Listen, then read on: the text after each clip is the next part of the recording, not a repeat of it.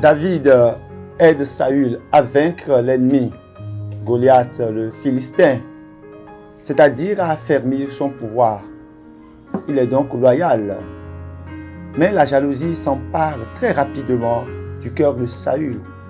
Désormais décidé à éliminer son bienfaiteur, David, pour cette simple raison. À David, on attribue les dizaines de milliers, et à moi les milliers, dit-il. Il ne lui reste que la royauté. La logique du pouvoir est souvent le pouvoir sans logique, et même contre la logique. À la quête et à la conquête du pouvoir, tout est possible, et après, bien, tout devient difficile. La peur de perdre planifie souvent le mal de l'autre, établit en état de fait des suspicions et crée le mal là où il n'est pas. Nos expériences personnelles et les situations sociopolitiques de nos pays révèlent combien ce virus, depuis plus de 2000 ans, infecte et enrage le cœur de l'homme, affecte nos relations. Seigneur, guéris nos cœurs du démon pernicieux et vicieux de la jalousie.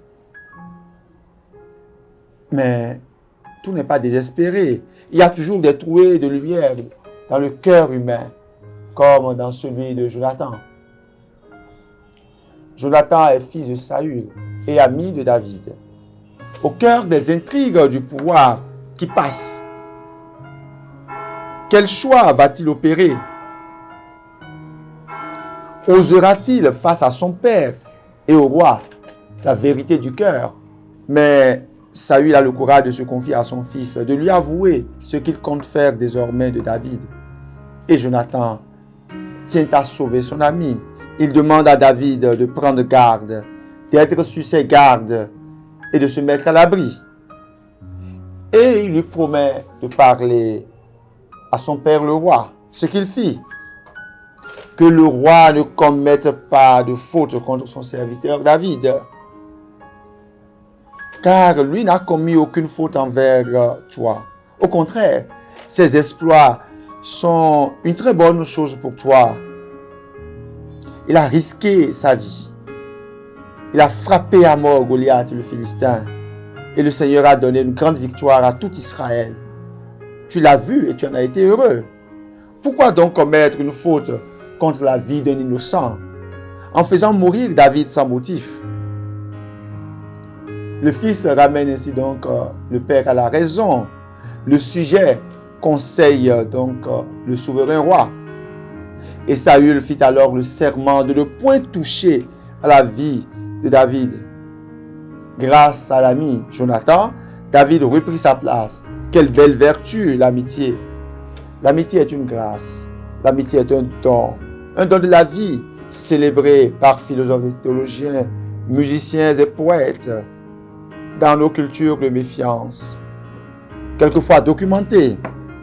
Nous devons savoir cultiver les vraies amitiés, malheureusement obscurcies de nos jours par la précocité des passions amoureuses chez les jeunes et par le jeu des intérêts incestueux chez les adultes. Jonathan nous montre que même en politique, ce bel art de gérer le bien commun, de gérer la cité, l'amitié est possible. Les valeurs peuvent être évoquées et invoquées. Nous pouvons alors souhaiter que nos chefs s'en ouvrent à de bons conseillers, comme Jonathan.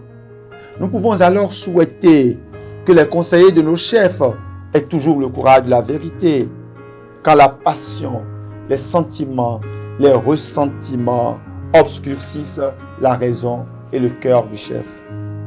Nous pouvons alors souhaiter que les chefs comme Saül écoutent leurs bons conseillers s'ils en trouvent. Le mauvais conseiller est comptable des choix du chef. Mais Saül tiendra-t-il parole? Tiendra-t-il la promesse faite à son fils?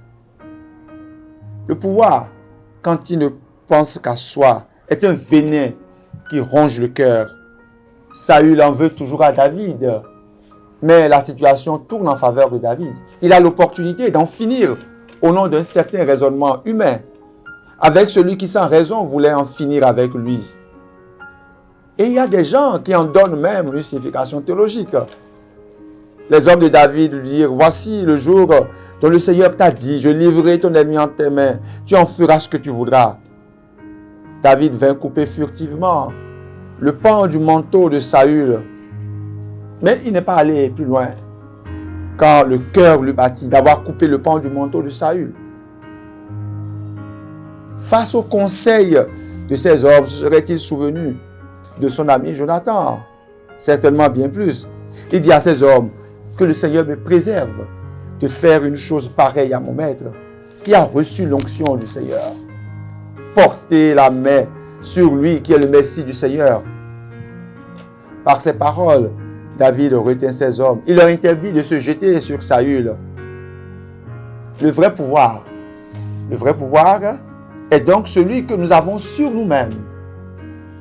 Le pouvoir de nous dominer, de dominer nos passions. Seigneur, à ceux qui ont le pouvoir, et nous en avons tous quelque part, donne un cœur. Le cœur qui sait encore battre. À la fin de l'illustre conférence des forces vives de la nation Bénin, le 28 février 1990, alors que tout le monde subissait l'anxiété quant à la suite à donner au résultat de la conférence, parce que personne ne savait ce qu'en ferait le président de la République, le président Mathieu Kérékou, Monseigneur de Souza osa la rencontre tête à tête avec lui et lui demanda d'écouter son cœur. Et le cœur fait des miracles. Le cœur fait des merveilles. Donne-nous, Seigneur, ou mieux, suscite, Seigneur, encore au milieu de ton peuple et du milieu de ton peuple, des hommes et des femmes crédibles, capables de demander à nos chefs d'écouter leur cœur. Donne-nous, à nous tous, Seigneur, un cœur qui bat encore, même au cœur des combats pour la vie et pour la survie. Un cœur qui bat et rythme les débats de la vie. Seigneur, donne-moi un cœur qui bat. Ce cœur, c'est la conscience, la voix de la conscience. Dieu en nous, cette voix qui nous supplie, qui nous dit, fais le bien, fais bien le bien et évite vite le mal. Cette voix qui nous demande aujourd'hui la force d'oser la conciliation et la réconciliation. Conciliation et réconciliation sont-elles possibles en politique? David saisit l'occasion de parler enfin à Saül et de lui faire entendre raison, mais tout en respectant le roi. Dire la vérité au roi, au chef, ne devrait jamais conduire à lui manquer du respect. D'ailleurs, tout homme mérite le respect. Mais avoir le respect pour le roi et pour le chef ne devrait jamais aussi nous empêcher de lui dire la vérité. Nous lui devons le bol de la vérité. Seule la vérité concilie et réconcilie. David s'adresse alors à Saül.